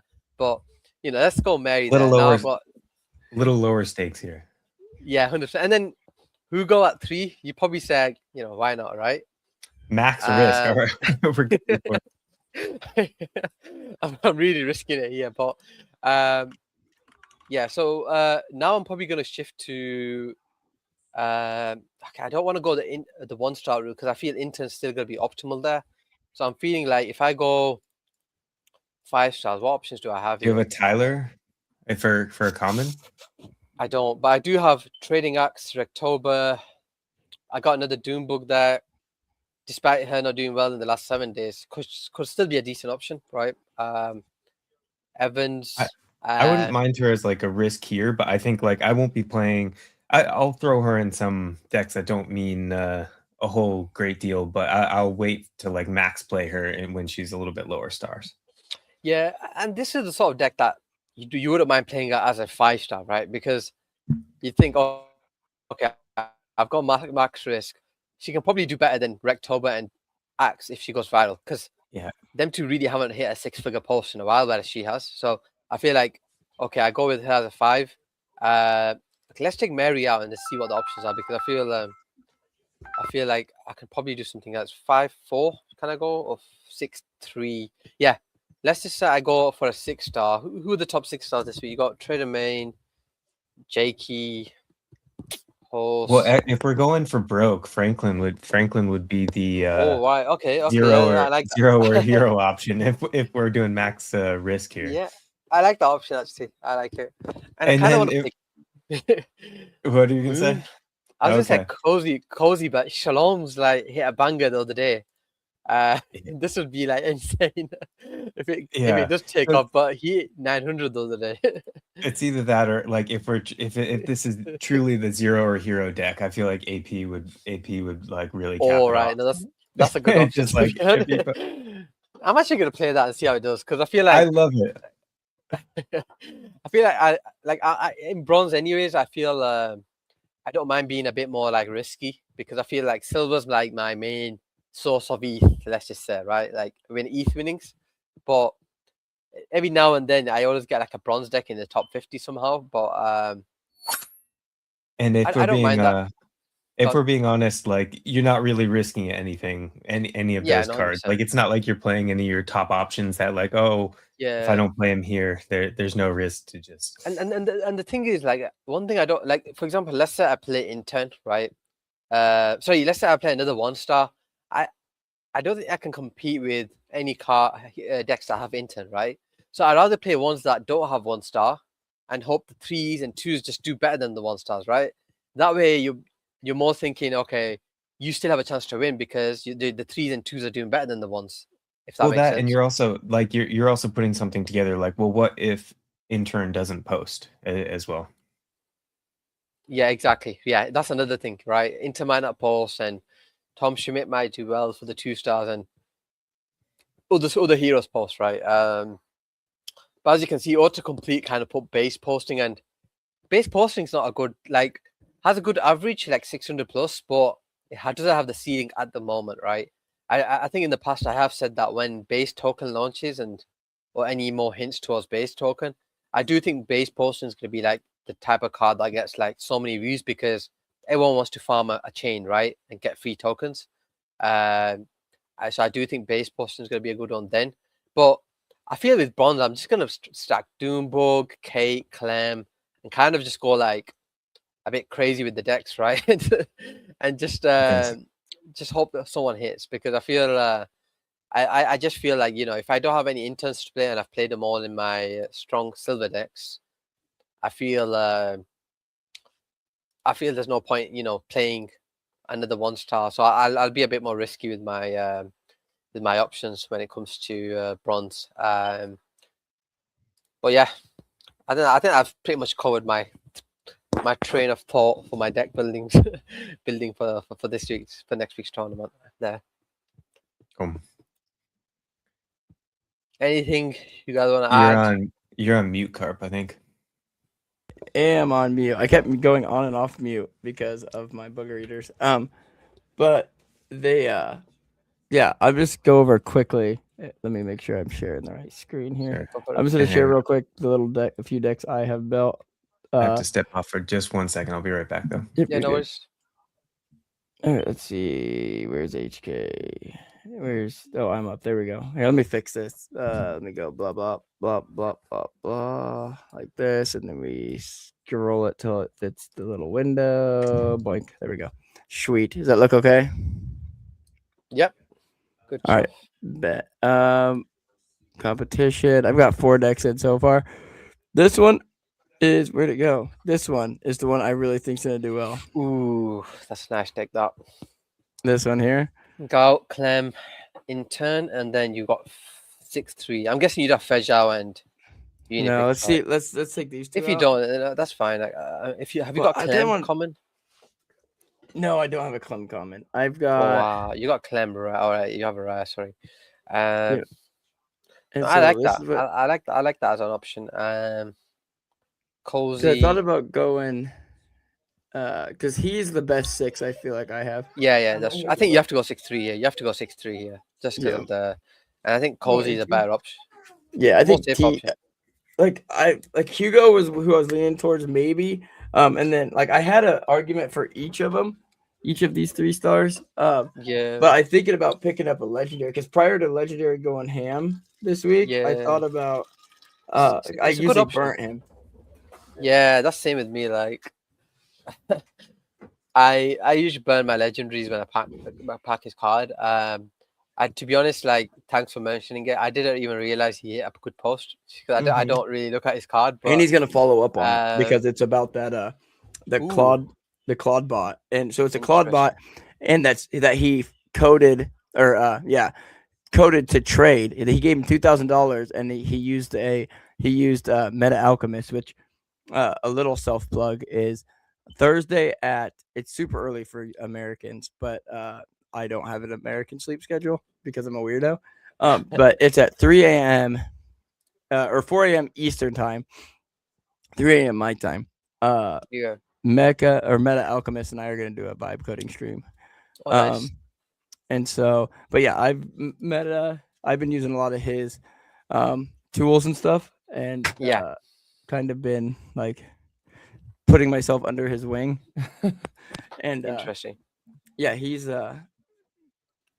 Legendary is using some of his like learning loops and stuff, and so he got this bot, Claude bot, to trade. It learns from its losses. It's like reading CT. It's reading Instagram. It's reading all this stuff, and it's doing really well. He's going to keep following up on it. And people are loving there's like 500,000 views or something.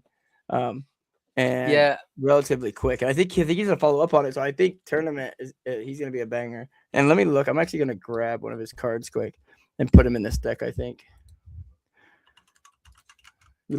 Oh, yeah, I can do this now. I forgot. This is a huge vibe coding thing. I clicked it too early. Hold on. Dictating is huge for vibe coding, by the way. Legendary.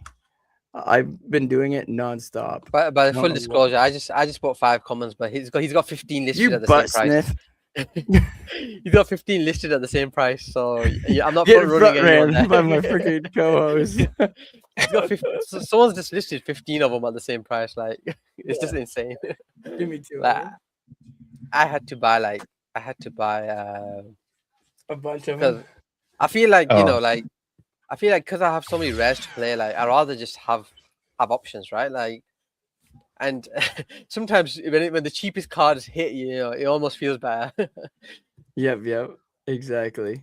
Do you remember Legendary on your show you brought Jesse on, and he was talking about what he was going to buy, and the whole community just front ran him, and so everyone was front running his ass, and then they got mad. Like everyone's mad, like. It was, and I was getting mad because I'm like, everyone's front running him, and it's making shit fail. It's making it look worse. Like that stream, I was gonna bash my head off. Like I was. To be honest, afterwards. Anybody. Gone.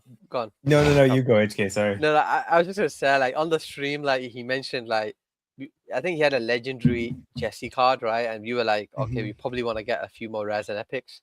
I think he packed a rare Tom Schmidt, and he was like, "Oh yeah, this is a great card." He was like, "This is a great card," and me and Carp were like, "What do we tell him?" Yeah. I could have hold myself. I could have hold myself back there. But yeah, no, that just came to my mind when you were talking about the stream. Yeah. It's like, while I respect your opinion, I have to respectfully disagree. Yeah. Literally, that was it. Like, I was like, no way you can bull. I couldn't even fake bull post Tom Schmidt like, at that time. Like, he was just not a good hero. It's like, yeah, do you want to try again for our clips later? Yeah. Yeah, We're gonna go legendary, and then we'll stick with him. But yeah, I feel like this deck's pretty good. Let's see if I take legendary out and put. I just want to see what. I'm gonna keep legendary in it, but let's see what happens if I put old boy back in. Cozy. I mean, it definitely is a way better score, but I think I am gonna go. Hold on, I don't know. No, stick with your gut, man. No, truly, this is your play. I think you stick with your gut. Would you be more upset if legendary went off after your call and you played Cozy for safety? Yeah, that. I'd have to like go on stream and do something to like punish myself. I don't know, like try and do a backflip and break my arm or something. I don't know. It almost reminds me of you know, when on stream I mentioned Nader as like a good option, and he ended up flying the next week. Did you not play him that week? I didn't even play him in a top deck, and in my head I was like, bro's calling. Like that's like I couldn't. It was almost like I couldn't convince myself to like play him, even though I knew what was gonna happen. So yeah, it kind of feels like that just now. Yeah, dude. So this is another deck I feel like could do really well. Thank you, handsome. You want to come on? You always come on towards the end of streams. Yeah. So this is another deck I feel like it's pretty good. I'll be honest, it auto completed and then I cleaned it up a bit. Yeah. So only thing I thought about doing was taking him out.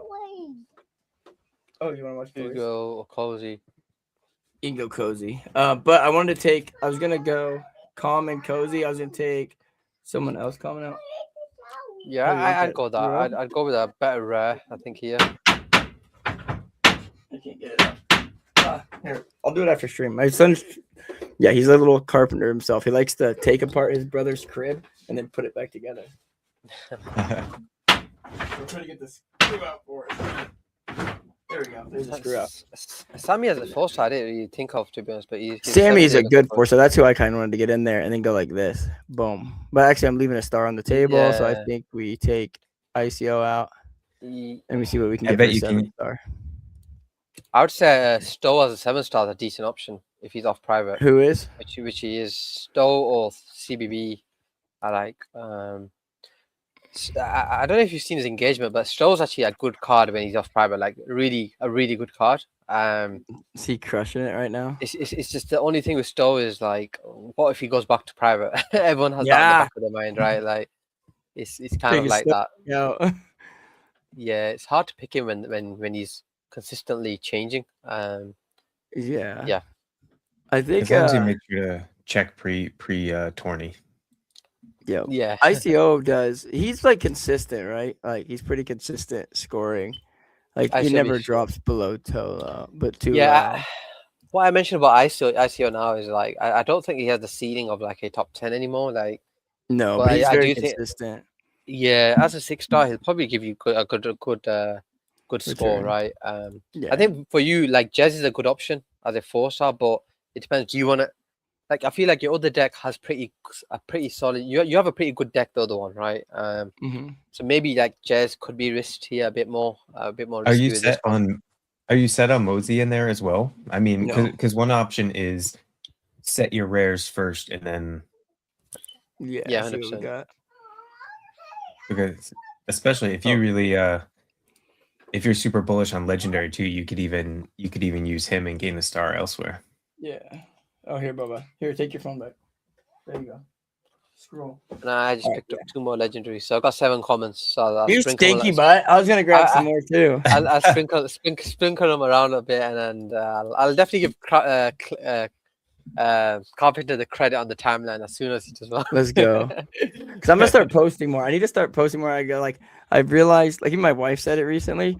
She goes, "Babe, I used to show like my coworkers your UNHK stream or pages to show them Fantasy Top stuff," and she goes, "and some other stuff," and she goes, "Now I'm showing them HK stuff because you don't post." I was like, "Oh, I take that as I need to post more." But yeah, I'm gonna definitely start posting more. And what was I looking for? I was grabbing more legendaries before HK eats them all up. I love that your wife is spreading Fantasy Top though too. That's pretty awesome. Oh yeah, she has for a long time. You know, like the 4-star special and the Unipick, like they're so like obviously historically they've been well. Like, something tells me like Legendary, Hugo, or Cozy, one of them just gonna outperform both of them, like as a 3. I have a feeling just because of the momentum from all 3, right? They're all like. Jeez, man, they got a lot of these. Someone has a lot of these posted at the same price. Yeah, exit liquidity. That's what they call it. Yeah. Me and Carp are basically the exit liquidity for Legendary. I'm okay with that. I'm okay with it. Like it's like 0.0008. I don't even know how much that is. It's almost so much zeros that I can't put it into dollars anymore. Yeah. I'm good with that, man. I bought 7 now total. Yeah, I'm good with it. I might even buy I don't think I want to have a rare of him. No, yeah, I would buy a rare. I think with these someone like Legendary, I wouldn't mind doing like clones, like literally put like 5 Legendaries, 5 Hugos, and 5 Beanie or even Honey, and play like like that in bronze. Play like that in bronze and see what happens, right? Like. Yep. Worst case is they don't do well as expected, but if they do well, you might get multiple top 20s or top 30s. Yeah, I'm gonna definitely. I got him mostly for bronze, so I'm gonna do bronze. Yeah, I'm gonna do Hugo, and then the 2 of you Cozy. Bought so many that Mosey probably. Mosey, where's my Mosey at? Oh, there he is. Mosey at 4, and then I can go. I kind of like Luke here, but then I can get Luke in. Take Cozy. No, I'd put Cozy in. Yeah, take Cozy. Put Cozy in. Put Luke in. Cozy and Hugo I'd put in. And Hugo? Because then you can go 2 5s. That's the only thing I'm thinking, yeah. Yeah, but we definitely want Legendary in there. All right, yeah. That's what I bought him for. Yeah, what I'm thinking is, like, if you take Mosey out and put Hugo in. Oh, yeah. Yeah, and then you should have a 5... Oh yeah, they can have Luke and another 5. Now I get what you're saying. Yeah. Who's my other 5? Oh, I think this is my 5 right here. Sure, that's what I would use as well. But I'd probably I mean, I do think they'll end up being like other 5s, but I don't think other people will play them 3 commons, the other 3 3-stars together. I don't think they will. So maybe there's like a bit of a potential there where you have. I mean, you could go 6-4 with Cold-Blooded Schiller and Mosey, but. Yeah, you could probably do another similar deck. I can't do that here. Damn it. I need to go 5 here. So I'm gonna go wonky on this deck, man. I'm gonna go wild on this deck. Yeah, well, this is my risky deck. Yeah, and if anything, I'm gonna play walls like that this week. I'm just gonna play him in so many bronze like as clones and see what happens, right? Like, yeah, I think Walls. This is his first fantasy tournament. He's coming out. He's gonna make a statement. Yeah, I do think he might do well before. Yeah, I think he's gonna do well this first tournament. I really do. And even on his 24-hour chart, he hit what 700 or just above 700. So the potential's already there. Oh yeah, I think he's gonna do. He's gonna crush. Let's see if I can't even get another deck in on this right now for bronze. So the rest, my other 4 are going into silver of him. Yeah, I'd play the rest in silver. Yeah. Yep. Let's go. So yeah, I've got 6 of my 20 decks in already. Wait, yeah, let me finish this deck out real quick. Oh yeah, I dismantled this deck, but didn't finish putting it back together. So I'm definitely, dude, if Legendary flops this week, I'm screwed. I'm going so heavy on him this week. At the same time, though, I feel like you have a really strong thesis and you're playing that thesis out. Like typically, if something like that happens, I don't give myself too hard of a time. Like I feel like I don't know, you play into it, you take a risk. If it flops, like you went hard on something you believed in, and that's the risk we take. But yeah, and I like being like I've watched even back during like their airdrop project and B checks and legendaries. Like I sorted them back in the early days, and then I've had them on stream before. I've been on stream with them. They've been on stream on my stream. I really like legendary, and when he gets into something, he goes full into it. And with this, like he's not doing it for engagement. He's doing it because it's a legit experiment he wants to do, and I think he's gonna crush it. And he's really good at content when he wants to. Full disclosure there, 14 hours ago, he said first update is coming tomorrow. So I'm waiting for that update. And depending on how that update does today, like I'm guessing that it's means coming today. Shit. But he posted on Monday. Just tag him. Wait. Like, no, how about you just hold off? I think give us 12 hours. But I also think I'm looking at that in the European context because of my time zone. But maybe that means Monday morning. I'm not sure. So that'd be maybe Carb, you can give him a nudge, right, and say like, I'm nudging him for you're sure. cooking. Give him a nudge. Say I'm making a big call here. Brother, save it for week hours for work hours. Be like, please, you should post it like at what time does it go live in Eastern time? Because I'm used to my time. It's 8 a.m. my time, so 9 a.m. Eastern. You do like 9:05 Eastern. It's nice to see like other people's sweeps. I know some people are watching the show. Like Arcanicus has just swept 3 commons. And he actually, even before your last sweep, he got a rare as well. You have to scroll down to the very bottom between you and Carp and I guess Arcanus as well. Yeah, and now onliner. Yeah, so it's good to see people tuning in and sweeping, playing out the thesis, right? Like the Carp's thesis. Let's go. So it probably makes it more interesting to see how it goes. But I do think some people probably ignore it just because they think it's a floor card and we're burning it, but we're not actually burning it, everyone. We're actually gonna use this card in our deck. Exactly. Like I'm definitely I'm gonna put the clipping bot to a test today. I'm at the point of I scrapped it, dude. I had one file which I need to get on with especially you, Crab, to see what the best way is to scrub my computer from an old vibe coded project to get it all off. But I scrapped it because I didn't have the right spawner tools in there, and so it kind of kept going through a silly loop, and it was driving me nuts and kept messing up, and it was taking all my damn like computer, whatever the hell it's called, my tokens. And so I scrapped it, and it's doing a lot better now. And so I'm gonna actually let it run on this episode to see how well it does. And I'll give you guys the local or whatever. However, I'll give you guys the link to. It's not password protected right now, so like don't screw the VPN. I trust you too, but I won't. I'm not gonna give it out to anyone else currently, just because I don't want to get a surprise API fee. But yeah, so I'll cancel my public post with the link then. Yeah. just for a couple days. Nice. Yeah, I think we've covered. I think we've covered a good range. Yeah, I like how we kind of covered a lot of what could happen next week, right? And yeah, it's good that we ended it on that legendary call because like I like the bold plays and the ones that not many expect to happen, right? And as a king of the hill, like I might even consider legendary as a 3-star, right?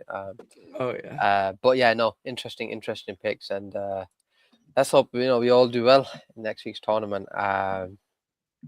Dude, I just did a random deck and it put legendary, and that's a sign, bro. That's a sign. Yeah, there we go. Like legendary, Sammy. Like let's roll back AI season virtuals, right? Yeah, baby. That's it. Well, and the thing is, like AI is cooking right now, so it's kind of like when you think about it in hindsight. Yeah.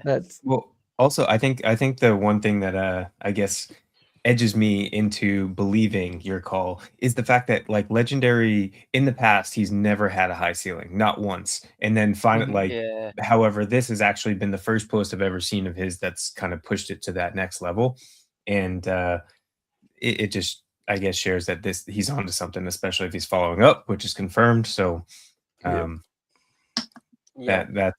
where my belief in your call comes from. Yeah, I'm excited about this call, and I'm glad like I caught it super early in the morning. Like I was just reading his, like I cleaned up like who I have noties on for, and it's like him, Sammy, the boys, and then like no like big projects or anything. And so like I was just going through and I was reading his. I was like, oh man, he's got like, because I seen in his thing, he's like in his like subtweet of it, or not subtweet, but his comment of it underneath it. He's like, man, you guys must really. He's like, you guys really like AI trading, or like an autonomous trading or whatever, agents or whatever. And so I looked, I was like, oh crap, there's like a 500,000. No wonder, yeah, they do like this. And then so I wrote it on my whiteboard to talk about it on the show. But yeah, definitely a good episode, guys. Yeah. And yeah, sorry we were late. The good thing and bad thing about the green room before these, for those listening, is us three get into the green room before the show, and we catch up on the week. We catch up on, everything before we talk about the show, and sometimes it runs a little long. But yeah, that's on me. But yeah, but it'd be weird. We've been doing this for over a year. It'd be very weird if we started on time. I mean, it'd be out of character for us. So might as well not start it now. So, but yeah, thank you guys for tuning in. We'll be back next week. We are, unless you two object, it sounds like we pretty much have a pretty good agreement between the three of us that like Sundays at this time work pretty well for all of us. Yeah, Sundays is definitely for sure, yeah, for me, for sure. 100%. Perfect. Yeah. And it's nice too because it's a little bit closer to when people are actually entering their decks as well. I feel like a lot of people wait till Sunday, and that's perfect timing because my camera just died. So yeah, we'll see you guys later, gentlemen. I will talk to you in the green room after, and then on the timeline as well. Sounds good. Good luck. Have fun, everyone. Yep. Take care. Thanks for tuning in. Bye, guys.